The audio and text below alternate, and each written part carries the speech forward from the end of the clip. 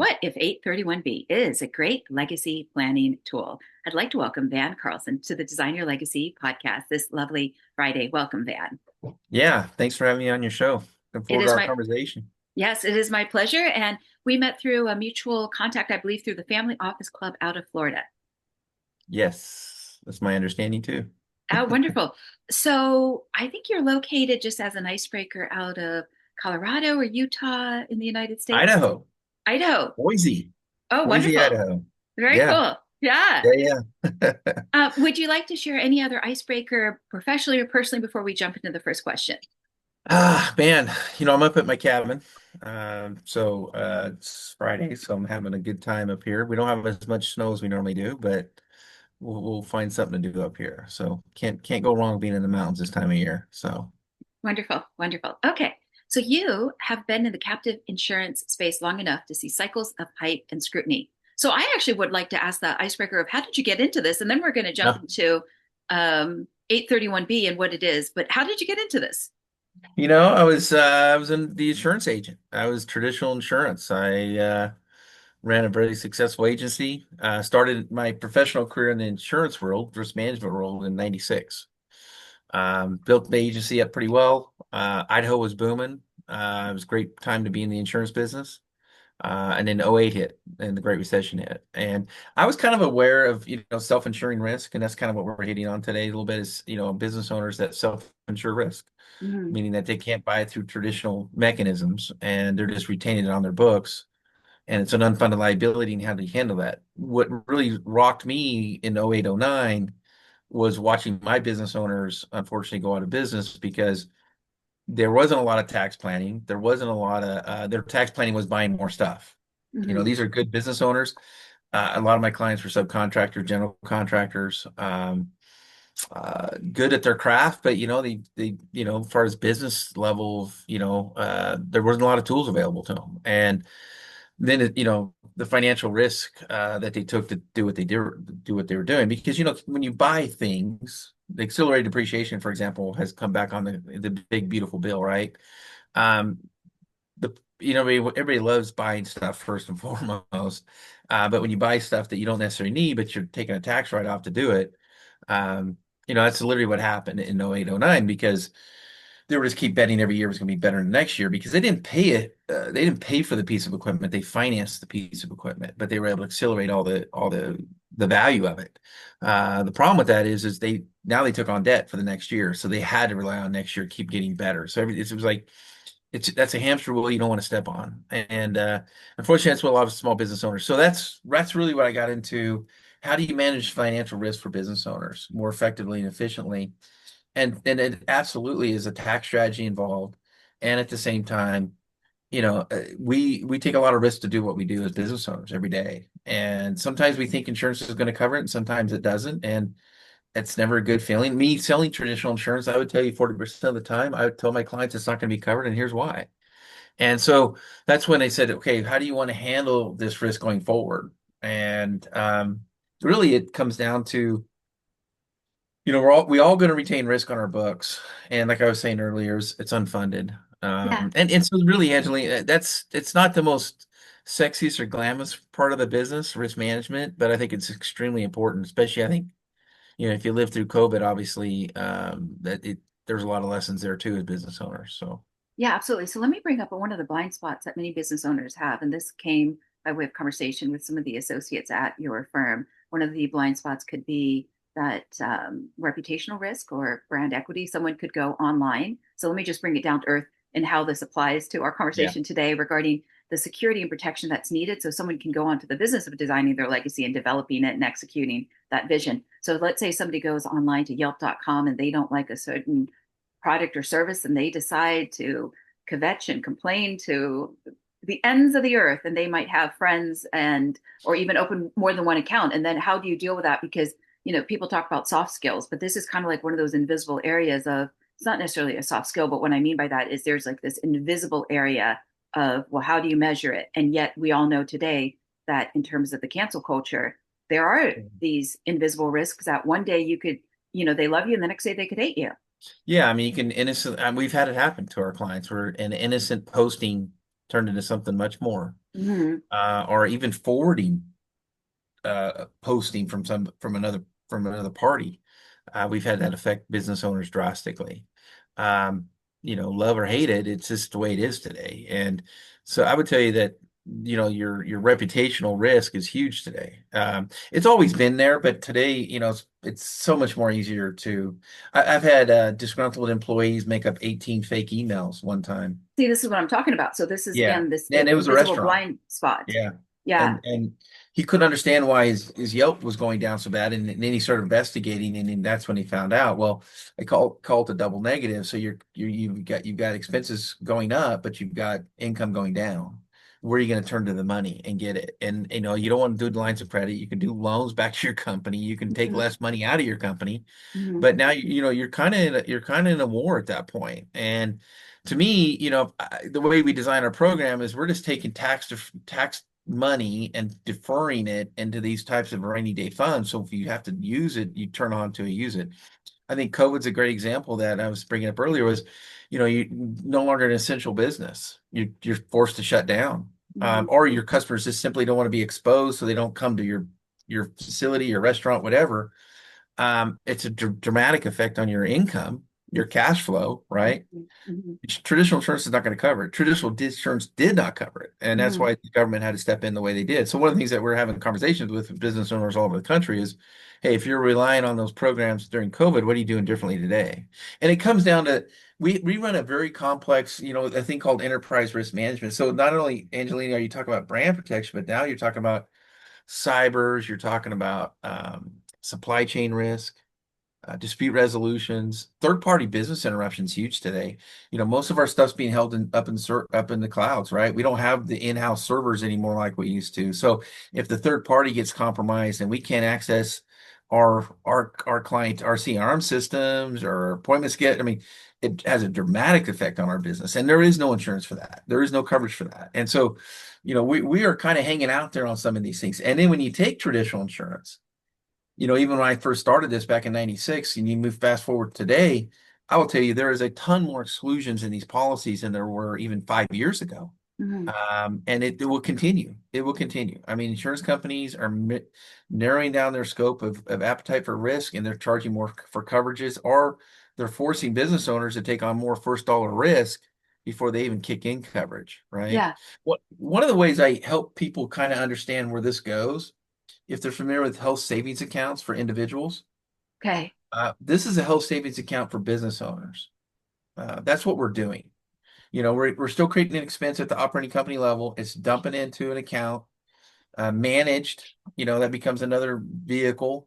The way and that's really what we do at SRA 31B Admin. We are like a 401k administrator. We want to make sure we have the guardrails. We tell where the clients need to go, and we make sure because the advantage to it is if you elect under the 831B tax code, those dollars stay tax deferred as long as they stay inside that vehicle. And no different than HSA, right? If I'm using it for my insurance claims that either my insurance isn't going to cover or I got to pay first dollar deductibles, prescriptions, and all that stuff, I use those dollars first. And that's really where I think the business owners, it kind of clicks for them what we're trying to do here. And it's been around for, well, really, it was passed in the 1986 Tax Reform Act. And for the record, I was still in high school. I wasn't paying attention to anything back in 1986 when it comes to tax codes. But today, it's become an integral part of our business, and we're very good at it. Yeah. And so, So I want you to define 831B in one moment, but in the conversations that I had with a couple of your associates, the parallel that they drew was twofold. One is if you buy a car and you drive it off of, let's say, the CarMax lot for a national example, and there is a policy in place, or in the alternative, let's say one buys a product from Best Buy or a retail store, and it's like yeah, that warranty. So would you define it and draw the connection between those two yeah, examples in a you bet. parallel? Yeah, I mean, it's comes down to risk. So a lot of like the way I cut my teeth with this. So I had a lot of clients that owned auto dealerships that were clients of mine that were I was insuring the buildings, the vehicles, and all that. But then there's another side of the business where they also offer service contracts or preventive maintenance or undercarriage coverage and all that kind of stuff, they're retaining all that risk, but they're owning their own insurance company doing that. So that's really where that's why you see a big spin up. And this is a whole nother avenue of where we go in this product, depending on the industry we're dealing with, the business type of business owner and industry we're dealing with. But a lot of business owners out there offer warranties all the time. It's probably one of the largest unfunded liabilities we see on their books. When they go to sell, it's going to be the biggest thing they're going to get devalued on, because the new owner is going to have to honor their warranties going forward into the future. And so we do all sorts of things on that side of it to really mitigate the risk of offering a warranty. But if you do it right, you can actually turn it into a substantial profit mechanism as well. And that's why you see companies like Best Buy or Amazon. I mean, how many times Amazon's always asking for 1 year, 3 year protection plan, right? And we get into a lot of that stuff. I mean, we're doing stuff for business owners. We do a lot of stuff for storage facility owners that want to offer some kind of little contents coverage for their contents inside the storage facilities. We do stuff for dental practices when it comes to their warranties. And we do things for auto dealerships to mechanic shops and anybody that wants to build their own little specific warranty program. A lot of them don't do it because it's complicated. There's a perception there, right? That it's complicated but to me, it's a great way to tie your clients back to you. You're already going to do it because you want to make clients happy because getting back to these reviews, you don't want a disgruntled person to go on and review you because so we have a tendency to take better care of our clients, customers today. Doesn't matter what business you're in because of that leverage, right? So The for online better or worse, visibility. yeah, yeah, you're absolutely right. And so that's really where um we deep dive with the client. We make it very simple for them. And to me, it's a oh my gosh, the impact I've seen of I got into this in 08, 09. It took till to about 2013 for us to get real traction in the market. But man, we've seen a lot of big differences happen with our business owners over the years that, you know, took on this program, literally built another program, another products within their own business, and were able to feel comfortable offering these warranties because they knew they had a back room of money to rely on in case The claims went rainy up day. or The yeah, rainy day exactly. happened. Yeah. Okay. Yeah. So let's start with some of the challenges, and then we're going to move over to like how it works and why this Yeah, then yeah. benefits an individual or an affluent family designing their legacy. So, what has the IRS consistently misunderstood, and where has it been right? The good old Internal Revenue Service. Yeah, the IRS doesn't like these things. Shocker. They are a huge benefit to the taxpayers. It is. That's why Congress created the incentive back in 1986, and actually it's gotten better since then, due to the PATH Act of 2017. But unfortunately, this was abused. It was abused for estate tax planning. It wasn't had nothing to do with risk management.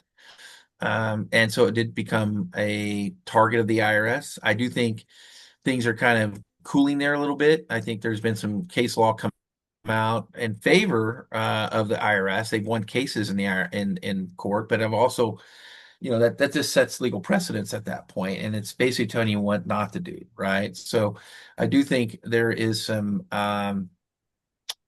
just given where we're at in the current market with traditional insurance, with the enterprise risk management we're dealing with today. This will become a normal business practice. That's why we appreciate getting on platforms like yourself just to bring awareness out there to business owners and down the road and all that good stuff. There is a answer to some of these problems they're having. And so that's really comes down to what was the motivation to form one of these things. And I will tell you first and foremost, and this is really where our background comes in first and foremost, is risk management. That's what we do. That's what I came from. That's why I started the business, SRA. And because it's got to be risk management first with tax advantages second. And if you let the tax tail wag the dog, you should expect to have problems. Mm-hmm. There is an incentive for it. There's no doubt about it. But at the same time, though, there's got to be real risk, real transfer, all the things that we'll talk about here shortly. But that's to me is the big driver is what is the motivation behind it? Is it risk management first or is it tax first? I'm okay if it's equal. Mm-hmm. It just can't be too much. I'm doing this strictly for taxes. That doesn't work. I mean, the IRS is going to poke holes in that, and you probably shouldn't be doing the program, quite honestly. Okay, so then it sounds like the true business purpose would then be around risk management. Absolutely. Yeah. Okay. So you often emphasize risk before tax. What does that mindset look like in practice when designing a defensible captive from day one? And what is a captive for the listeners, just in case? Yeah, so captive is an insurance company. So Okay. basically, these clients, instead of taking self-insurance, meaning that they're just going to use after-tax money or whatever to manage the risk because now insurance isn't going to cover it or whatever, they're going to form their own insurance company to handle that risk. And Mhm. that's what we do. We manage the insurance company on behalf of the client. We don't complicate their lives by no means. We're very good. Like I said, we manage close to 900 of these things, and we do a very good job with it. And so um, that's really it. That's a captive. That's just you're self-insuring your own risk, but you're taking advantage of some taxes on it, and you're building a rainy day fund on a tax-deferred basis. Again, no different than you would have done for a health savings account, right? You're going to put that money in there. If Mhm. you have a claim, you're going to use it. That's how it goes. That's a captive. So. That's really, and it's a C corp, and it's its own vehicle, so it has its own tax returns. I mean, it has all those things out there, right? And again, we are the administrator of that. We're the manager of that company.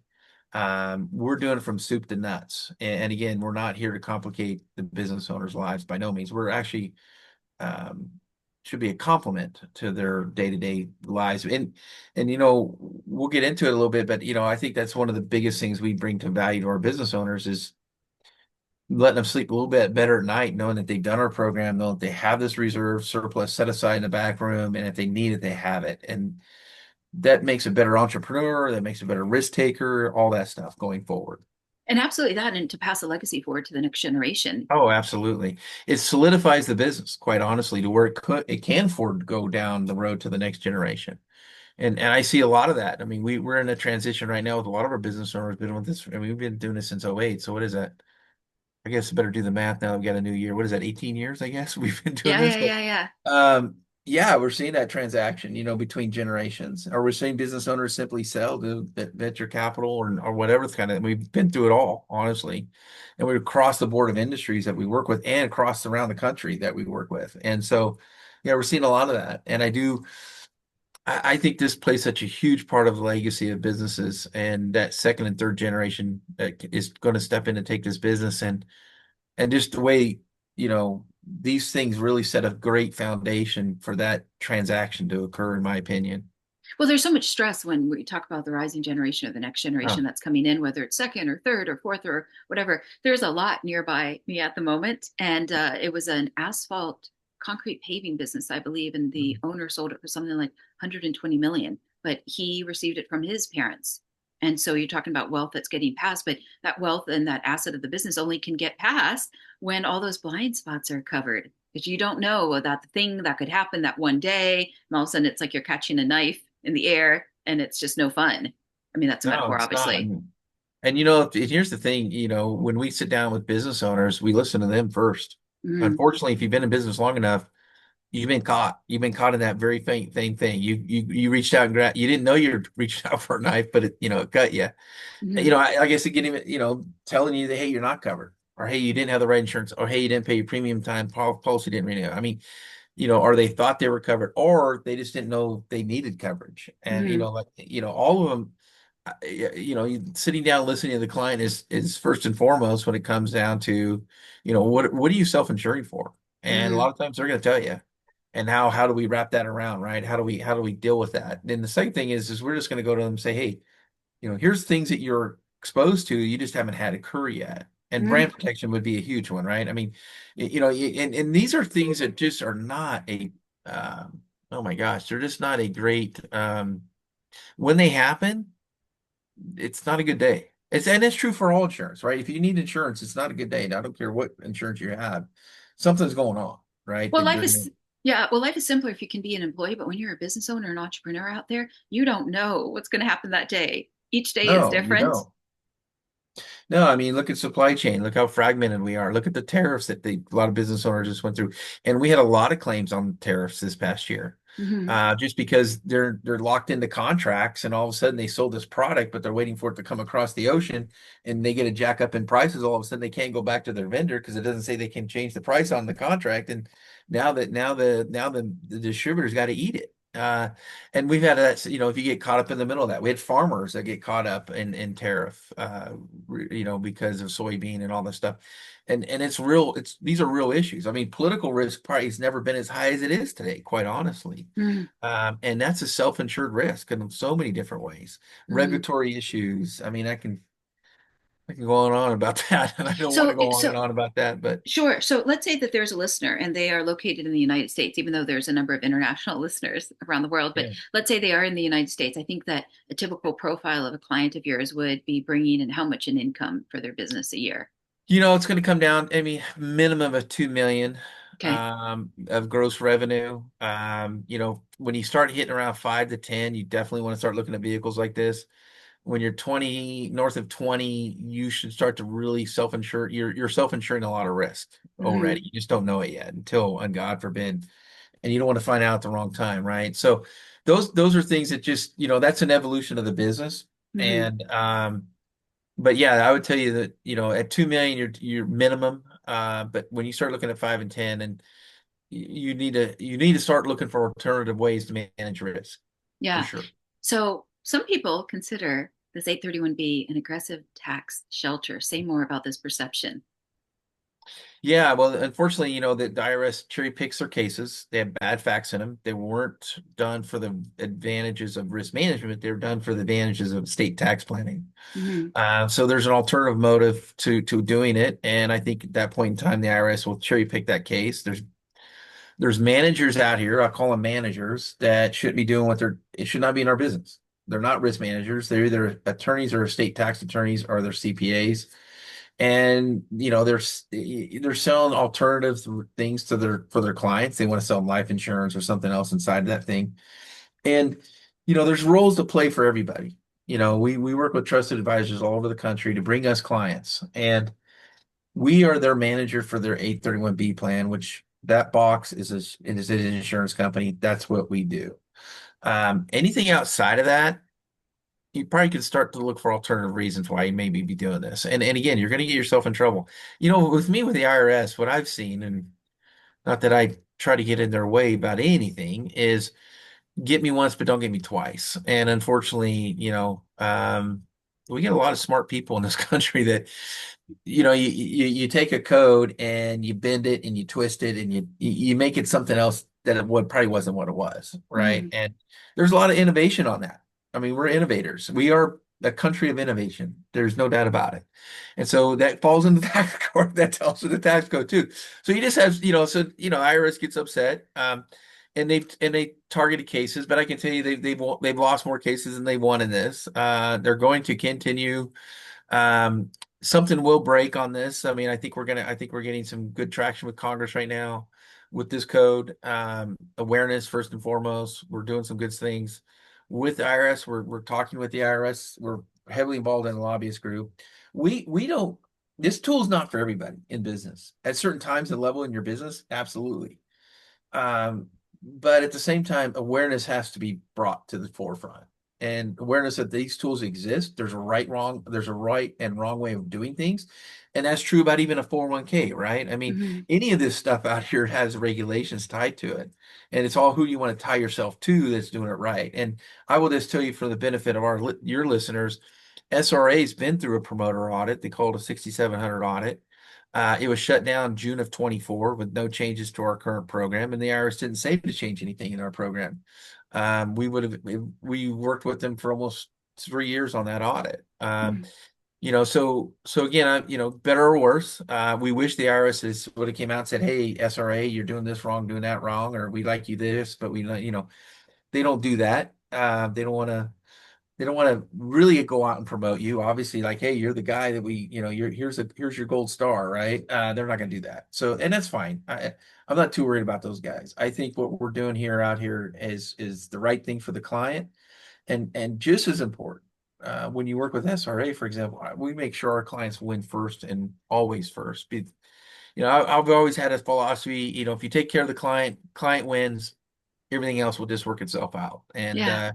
that's proven me well over the years. So And sometimes silence means that you won in the battle. Sometimes silence is the best sound. You can go home at hey, trust night me, you and don't want to poke the bear if you don't need to. I don't want to poke any bear. I just yeah, want to go do yeah. what we need to do and understand the rules and play the game the best we can, right? So that's the deal. So Yeah. Okay. Well, speaking about playing the game, they say that some of the best attorneys out there are the insurance attorneys, the attorneys, lawyers that work for the insurance company. So large institutions manage risk internally as a matter of course. Why do you think today small and mid-sized businesses are now being introduced to these similar risk retention strategies? great question. Honestly, it's competition and it's cost. I Mm, mean, when I first looked at this in '08, it was a Fortune 500 company tool just because of the sheer cost of getting into one of these things. I mean, I want to see law firms are charging $250,000 to form an insurance company for their client, and mm, we're down to $6,000.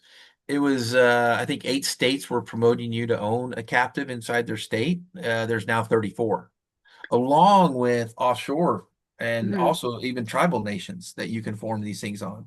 So there's a variety of places you can place your insurance company with in the domicile. So that's also a big key factor in bringing costs down. Um, and awareness, just sheer awareness. And so as like everything else, as more people come to the table to offer these types of products, you're going to see a compression of fees. And I think that's what we've kind of driven that, quite honestly. It's why we're the largest manager of these plans in the country. mm. We will be the largest manager of these plans for a very long time at the current rate we're going. And it's because of our fee structures. And it's getting back to what I said just a couple of minutes ago. Clients got to win. And we will tell the client, you're not prepared to do this, meaning you can't put money away at a large amount, and at the same time consistently do it. And if you're not there yet, you shouldn't be doing this program. And that's really kind of where, I call it a CPA chapter book, really, where we're probably one of the last chapters in the book when it comes to tax planning, Mhm. because we're taking money off balance sheets and not missing it. And, for a business to achieve to that level, you are in that legacy mode, quite honestly. Those are people that are in legacy mode. They've weathered the storms on so many levels. Their profit margins are good. And now they're just thinking, okay, how do we mitigate risk to keep what we got, to keep the thing that we created? And that's where an 831B fits really, really well in that concept of the legacy for families. And that's really that's who we're dealing with. Yeah, So absolutely. Well, it's interesting. You spoke about families again because I think about two-thirds of today's affluent are self-made. So not only did they not know to design a legacy or that possibility was available to them, but even this conversation around 831B is a conversation that they, as you grow in success, as you grow in income, and that momentum is at your back in business, it when things go well, you're just going to keep growing but then you get a new set of challenges and you've got to expand your education. You've got to find what is it that I need to know to survive at this new plateau, but also to continue to grow and not go oh backwards yeah. because then it becomes about preservation in addition to expansion. And I think that's the evolution of the entrepreneur, meaning that when they're there is no fear. There is just all upside. Nothing's ever going bad's going to happen. Everything's great. Life is good. Pedal down straight to the floor. Let's Mm-hmm. go. And as you evolve, through age, through success, through trials and tribulations of your business, I just think as I think age has mostly to do with it, honestly, is that you just naturally just become more conservative from a risk standpoint. You're not so Mm-hmm. risk adverse. You become more risk adverse, but at the same time, you want to you have the mindset, you have the experience to be able to grow a business and go forward with it. One of the things that one of the things that frustrated me over the years when I've been in meetings with entrepreneurs or even generational families, the monarch of the family, the leader of the family say, hey, we're done growing. The risk Mm-hmm. reward's not there. Why do I want to do this more? Why do I want to take on more risk when the reward is not there? And some of that reward is keeping more money, more than what they're making, right? I mean, maybe lowering their tax liabilities down to recognize the risk they took to get to that point, right? And so, again, I think our business, our concept of owning an insurance company on a tax deferred basis alleviate some of that pain for that business owner, that they're willing to take on more risk. One of the things that we say in our business, we embolden business owners through innovation and risk management. And I've seen that Mm, happen where because they knew this is in the back room, they're willing to take on more risk. And that's really what we need our business owners to be doing, is taking on more risk. But it's got to be calculated risk, and it's got to be intended, right? It mhm, can't just be on the whim. In the beginning, I think all entrepreneurs are more, just let's do this. But mhm, as they get more older and more conservative and their approach on thought processes, and let's be honest, I mean, you know, starting a new business and making it into a profitable entity and making it to where it is a legacy business, I don't even know what the percentage of that is, but it's not easy. And there's more against you than for you, right? And so once you meet to that level, now it's about maximizing everything that's available to you. And this is just one more tool that fits within that box. yeah, absolutely. I think about also a company like Apple. They survived because they innovated, but they also had to have the courage to continually test the market and to take those next steps. And I'm sure there are warranties on iPhones and MacBooks and that Oh, it's iCulture. honestly, it's the insurance they sell is huge money, huge Yeah, money. yeah. But I also I think about, and I want to bring up the point that half of America is single. So there's very affluent individuals like Reid Hoffman. I think he's a billionaire and he's talked about legacy, but his legacy is giving to causes and nonprofits and to employees at his companies to empower them. I think he had a business around the kiosk at the airport, and he's also connected with the Family Office Club. But when half of America is single, they still, like you had said, they wake up one day and they just say to themselves, do I want the same amount of headaches? Because there's so much energy in a day to deal with stuff that, Yeah. yeah, if you don't have to And deal with and it. and honestly, sometimes they don't see an out, which is Mm, really sad, right? I mean, mm, I built these programs with the intent of them building a rainy day. So getting back to the health savings account, right? Well, if I don't use the health savings account, it turns into another retirement account for me down the road, right? mm, So as I build that up, and hopefully I don't use my health savings account because so I'm going to go buy vitamins with it or something, or buy gym a gym membership with it, right? mm, But if I have to use it because of my medical, I'm having surgeries and stuff, that's not a great day. But if I don't have to use it, that turns into, and we hope all these things that we're dealing with, that's the same thing. This just becomes another retirement vehicle for the founder, for that owner, and they go off to the sunset and they, hand it over to the kids, and they've got enough money sitting over here, so they don't put a lot of pressure on the business. Meanwhile, mom and dad still want to get paid, but it keeps the business afloat while they're doing it. So there's, for you, for example, you talk to your clients about concepts and ideas. And okay, we got this insurance company. It's another it's another separate entity of the family business. How do we gonna maximize that stuff? And we work with trusted advisors all over the country, but we don't advise the client on that stuff, right? I mean, that's that relationship we do not get in the middle of, nor should we. mm, But we want to educate our strategic partners that we work with and say, hey, this is what we've seen other families use it with. That's other business partner and partnerships and everything else we deal with. And it's a great tool from that standpoint. And again, that's just another way to use this thing down the road, right? I mean, mm. that's the thing. This thing has to be put in place and it has to be used for risk management. And God forbid, but ultimately it's there to keep the business cash flow going and And the safe. capital intact.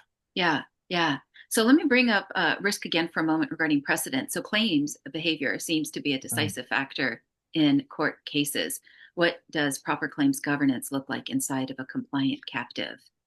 Another really good question. I would tell when I have clients come to me that have these things and they've been with a competitor or whatever, I've asked them that. I've asked them like, okay, what's the proper what is the claims process they have? Do you know, is it written? Do you know the process that you have?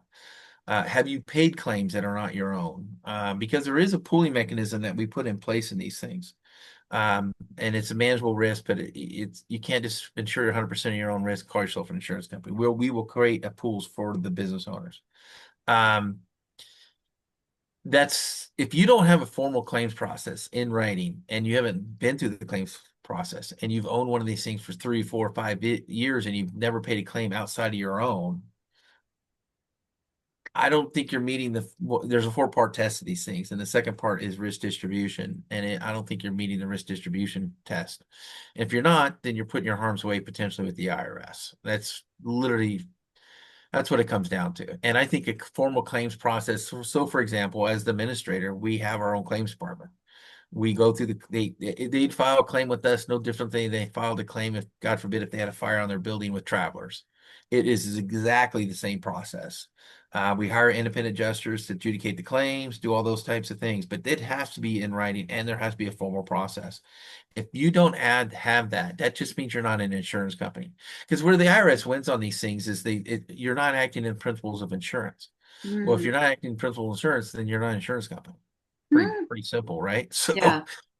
though that's really as simple as that sounds. It's amazing how many people don't get that, right? But these are not insurance people. These are not risk management people. These are attorneys that want to mitigate as much taxes as they can for their clients, which I can appreciate. Hmm. But when you start taking advantage of very specific tools within the IRS code or the tax code, excuse me, you better have some specialty people there that deal with risk management because this is a risk management tax advantage code, not for estate tax planning and certainly not for just to lower your tax liability down this year because you had a great year and all of a sudden you got a lot of tax burden.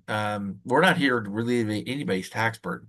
We're here to mitigate the self-insured risk that business owners take.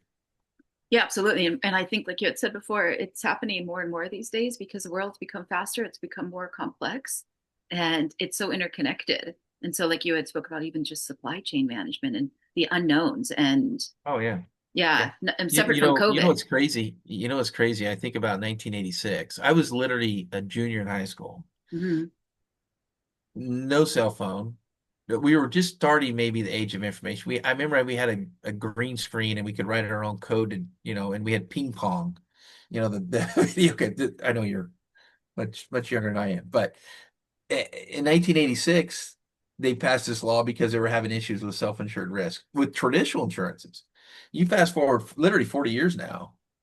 I mean, look at the risk business owners have today. And insurance hasn't responded to a lot of it, meaning, Hmm. what you just mentioned, supply chain brand, dispute, third-party business interruption, key employees today. Hmm. I mean, my gosh, you brought up disability, what, okay, great. They got, they go, your top sales guy goes up skis, gets hurt, he's got disability.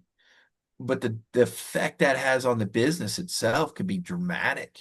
It's Hmm. hugely dramatic. He had the key relationships that connected the dots for your products to move through your business. You paid him very well, but now he can't simply work anymore, or he's just he's hurt for a while. And he's going to be down for a while.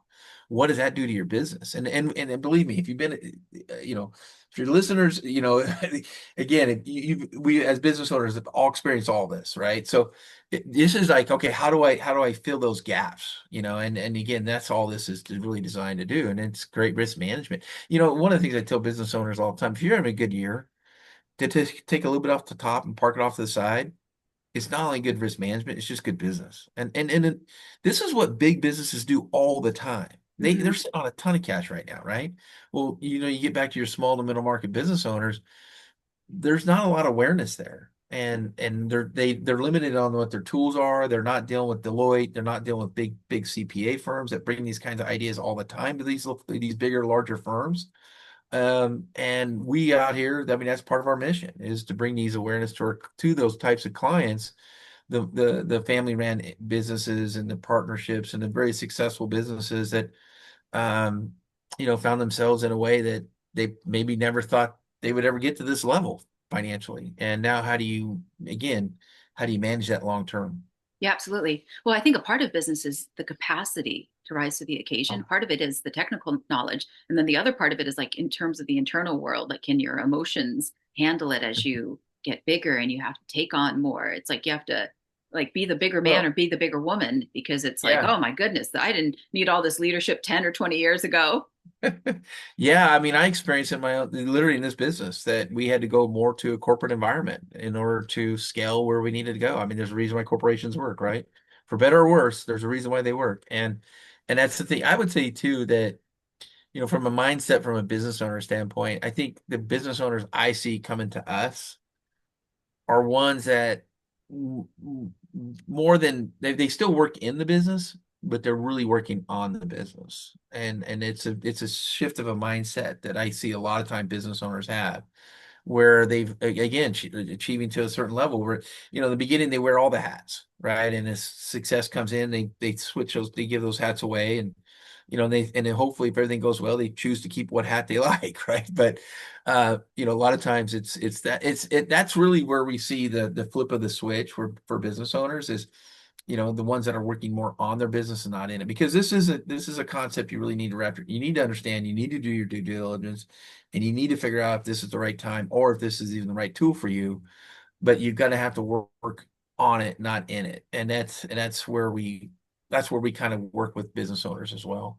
Yeah. Well, it's a custom policy, I would imagine, a custom business plan in that sense. Okay, so risk distribution is often misunderstood. How should business owners think about risk pooling without assuming they need, quote, Fortune 500 scale to be legitimate? No, that's yeah. Risk distribution is just sharing other people's risk. You have to have that element inside to elect under 831B. I think that's been tried and true in court systems. And if you look back at a lot of the court docs and the briefs and stuff, the judges come out and said, well, they never had risk distribution, so they're never an insurance company. From my perspective, when you talk to business owners and say, hey, listen, you're gonna have to share 30% of the premium you set aside every year into this thing into a pool, and you're gonna have a potential to pay other people's claims. And now keep in mind, because we manage close to 900 of these, our pools are huge. So even when they do have a claim, you're not exposed, because we may have a client who, for example, has a $200,000 claim on brand protection, for example, and 100,000 that's going to go to the pool. Well, we're spreading out amongst 800 different operating companies. So based on a pro rata sharing, how much money you put into each one of those coverages is going to be how much you're going to pay that claim. So when it happens, it's pretty manageable, and that's really where, and literally what I just described to you was insurance, right? Mm-hmm. It's sharing everybody's risk at some level. You will always pay more than anybody else when it comes to your own claims out of your own 831B plan, but there is that distribution. So and some clients said, well, I don't want to do that. And I've said to them, I said, listen, no, when you need this, it is a bad day. Mm-hmm. I mean, when you are attacked on the internet, or Mm-hmm. your supplier burnt down over in China and you won't be able to get another part, and now you got to go buy that part somewhere else and pay twice as much as what you were going to originally. But if you don't provide it, you're going to lose this contract, and that buyer will never come back to you. So you Mm-hmm. eat it. You do Mm-hmm. whatever you have to do. Mm-hmm. Um, so that's where, when those days happen and you got to share that risk, I said you are helping out another small to middle market business owners directly. So don't lose sight. I hope you never have a claim. But even when you have a claim, you're helping other business owners that may have gone out of business had they not done this. Mm-hmm. So don't think of it as such a negative way that, you know, that and so that's really where the business owners have to wrap their, and we work with a lot of strategic partners that help with that, honestly, get them over the hump on that. Well, I Because a think a lot of part of it's mindset. 100%, Mm-hmm. 100%. Yeah, 100%. You're absolutely right. And so um, there is some risk there. Then Mm-hmm. hey, if this thing is risk free, you Mm-hmm. better be Larry, right? There's always Mm-hmm. risk in everything you do. If there isn't, then you probably weren't taking any risk, right? But like you So said with the rainy day, it's you'd rather have something than nothing. Because if you said, "Oh, I don't want to do it because of pride," and then the rainy day comes, ah, that yeah, that pride hurts. yeah, no, I last time I looked, 0 times 0 is 0. So Yeah. yeah, it's no, so there, like you said, there is some risk. The risk rewards there, and it's Mm-hmm. calculated very well. And we help the clients get through all that. And I do think, but unfortunately, some of our competitors out there, they try to brush over the distribution of risk. But I think, when our business owners ask me, Van, what's the real risk of doing this? Real risk Mm-hmm. is doing this is that you're potentially being paying claims for people that are unaffiliated to you. Mm-hmm. But at the end of the day, it's never going to be more than what you would have paid Uncle Sam. And Mm-hmm. at the same time, you are helping other small businesses stay afloat. And I don't think that should go unnoticed. Mm-hmm. Even from a spiritual perspective and being service to others, because Yeah. you never know when it's gonna. have the rain show up on your Yeah, door. yeah. Yeah. And unfortunately, I've been in meetings with business owners and they said, okay, I'm signing up. Let's do this. And literally a year later, we're talking and they have a claim. And they said to me, man, I never thought I would have Yeah. helped. Yeah. And, and I said, well, I hope I didn't jinx you. But at the same time, like I said earlier, though, most of our clients have been in claims. They just didn't realize it. They didn't realize there was an alternative to it. They just took it, right? They just took it on the chin. And it's getting back to what I said earlier about the government programs. What are you doing differently today? And can you expect the government to step in to do what they did last time? And should you? Hmm. Or can you do something about it now and be the bootstrapper you always been and rely on yourself, right? We were, when I was, I did the whole financial and invest and P&C stuff with clients. And when I look at business owners, they're always their best investment. They can take a dollar, make $2 on it in a year, right? I mean, they've always been their best investment. I can't, no investor, no financial planner can go out there and say, hey, here's a return on this dollar, let me take it out of your company. Most of these business owners, once they've cheated, they don't want to make money within their own company. They just Hmm. do. And so to me, it's dealing with that client that says, yeah, you've got some risk here, but I think you're sophisticated enough, you're smart enough to know that there has to be risk. If there wasn't, then the reward would be nothing, and I wouldn't want to do it. And again, it's so that's where risk distribution comes in. It's an element that you have to have, but I think that also keeps you clean from the IRS, quite honestly. Yeah, absolutely. Especially for the long haul. Okay. So let me bring Oh, up yeah. what do business owners need to know, whether it's forming a captive or 2, 3 years after and beyond. Yeah, so I would look at this product as a long-term strategy, Hmm. first and foremost. There'll be years that you can't fund, and that's okay, but you got to look to consistently want to fund the 831B plan.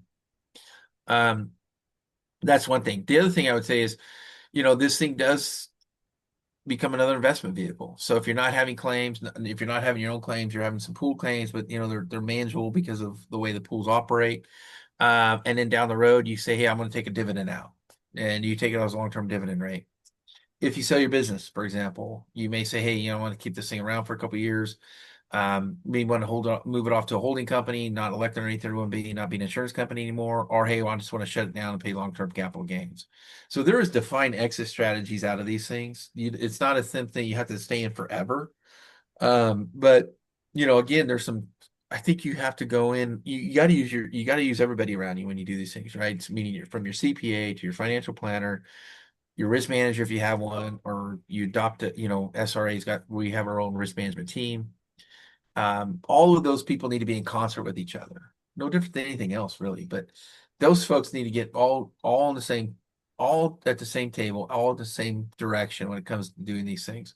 And then, okay, what is the exit strategy down the road? Where are we going to go with this? And I've seen it done in a lot of different ways, but to me, the ultimate win is putting away money on a tax-preferred basis to keep your business afloat.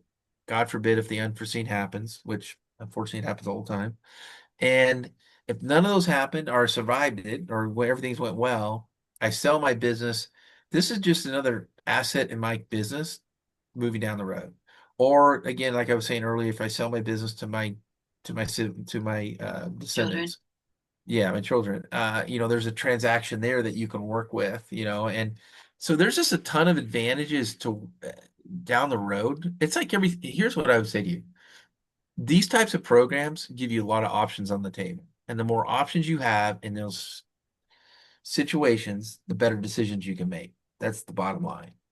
Yeah, absolutely. Especially when you can keep it in the family Yeah. or like you had said, work from a position of strength and not be, Yeah. staying up late at night with a worried look on your face and then it shows up year after year because the Yeah. stress compounds. Okay, well, let's think positively for a moment for founders thinking generationally.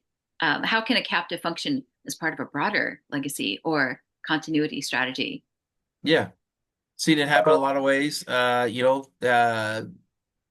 son own a business together. The son's starting to buy into the business. We form a captive. We form an 831B. We fund it. That becomes, obviously a protector for that business, first and foremost. Second thing is down the road, it becomes another bucket of money for maybe dad, close it down. He takes his money.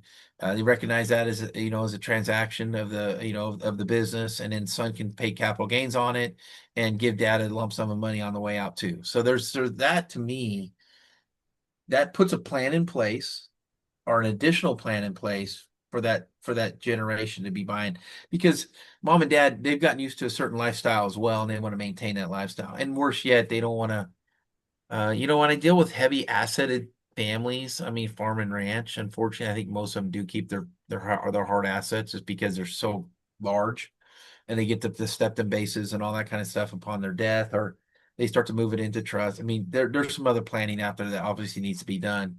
But again, for the smaller to middle market business owners, this is another strategy they can start to put in place to say, okay, I can see down the road how this thing does build with surplus. Because keep in mind, no, again, that's no different than you said. As long as that money stays inside there, it doesn't get taxed. It only gets Mhm. taxed if I take it out, and then when it does get taxed, it gets taxed at the capital and dividend, long-term dividend rates, which is obviously lower than ordinary income. So there's some strategies there that can be worked with your attorneys, with your CPAs, with your team advisor, your family advisors, to where this is going to become another strategy for us to work out down the road. And meanwhile, let's keep the business afloat and make sure we build that rainy day fund first, so we have that problem down the road of this transaction, right? So I would say that's really the big key. And thinking of other ways you can do it and tweak it, I think is why you need to have advisors, quite honestly. Absolutely, because one person can't be good at everything just No. because they're good at their one lane. Yeah. Okay. And they don't Well, know what they don't know. So yeah. Well, I think that's, business today. absolutely. Yeah. So, since this is a legacy podcast, and legacy is definitely one of those conversations that many times, if someone is self made, they didn't have this dialogue at their dining room table or their holiday meals, even though I think it would have been probably some of the best conversations. So, in one or two sentences, what would you like your holistic legacy to be? What would that I built a strong business. I brought awareness to business owners and made a difference. One of the best compliments I get from business owners, and I didn't search this out, it's been said to me a couple times now, Van, I'm just glad I did your program. I sleep better at night. And Mm, from a risk manager standpoint, there's no better way to feel accomplished as a professional than have a business owner say that to you. yeah. Well, they know what it is to be in the trenches. Oh yeah.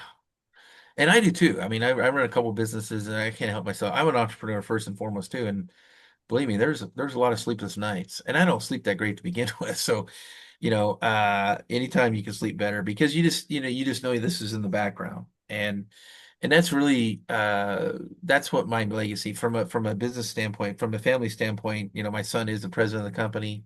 I'm the CEO, but he'll be taking over the company as well in the next 2 years, and he's doing a great job. And I hope what I've seen with second generation. He was one of our first employees when I started this company back in '09. He got out of college in 2011 actually.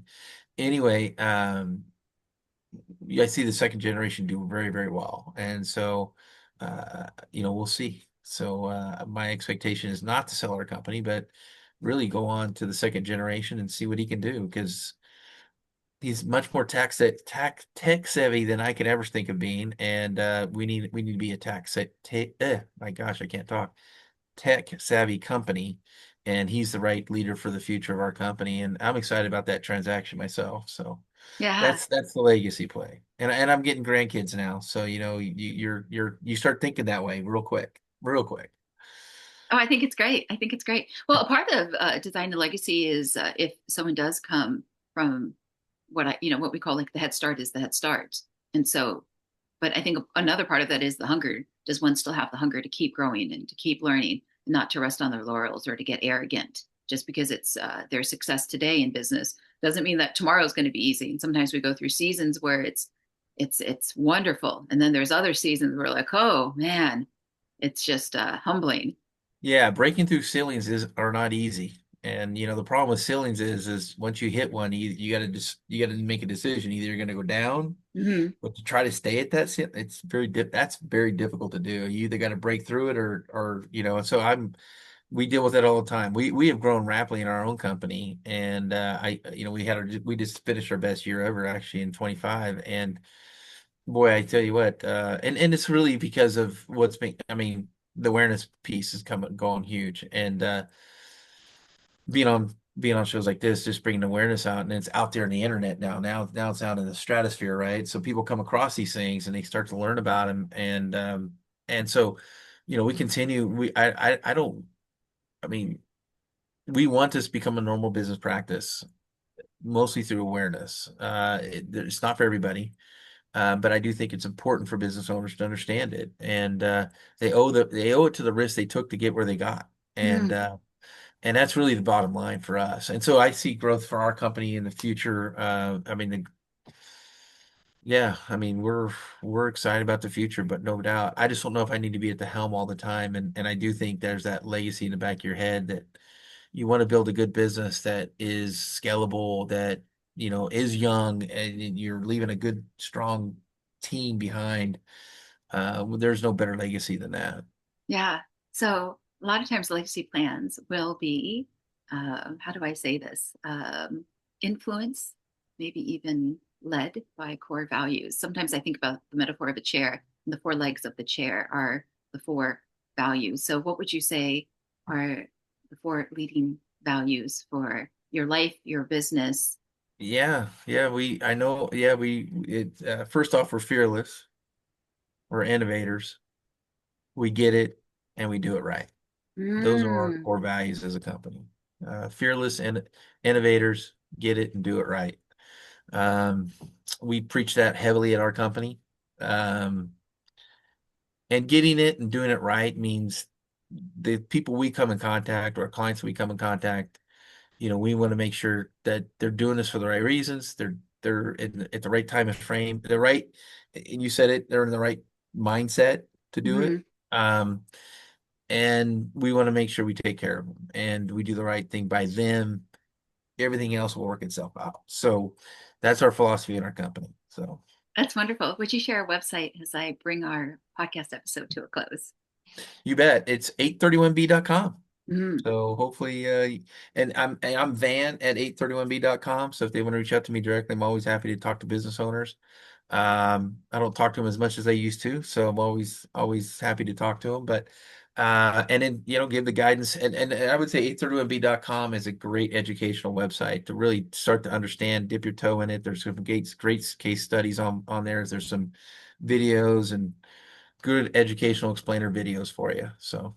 Yeah, very cool, very cool. I know one of the questions that I didn't ask in the list that I had sent over was about when wealth is being earned versus stewarded. But I think that when somebody gets to like that level that you're talking about, whether it's 2 million, 5 million, 15, et cetera, there is that aspect of now, congratulations, you're stewarding wealth. Now are you going to be able to make really smart decisions, especially if you've never had the knowledge before, Oh you've yeah. never had this conversation before. So thank you for your time. Yeah, thank you. Appreciate it. Thanks for So having me on your show. it is my pleasure. So we started out today's episode, today's conversation with the intention of what if 831B can be a great legacy planning tool for your legacy. And I think we have fulfilled that business promise.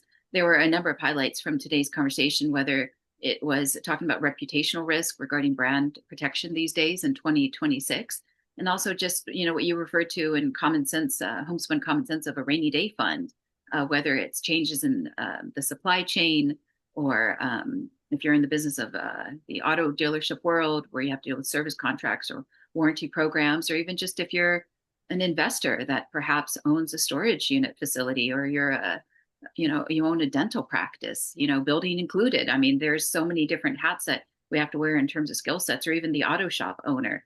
So I think that whether someone is you know in a place of being willing to grow to handle that risk distribution, or that they just need to start to look down the road because they're next gen and they're coming in and they got to fill in big shoes. I think that this education day was well worth their time. So thank you, Van, very much for being here. Thank you. Appreciate it very much.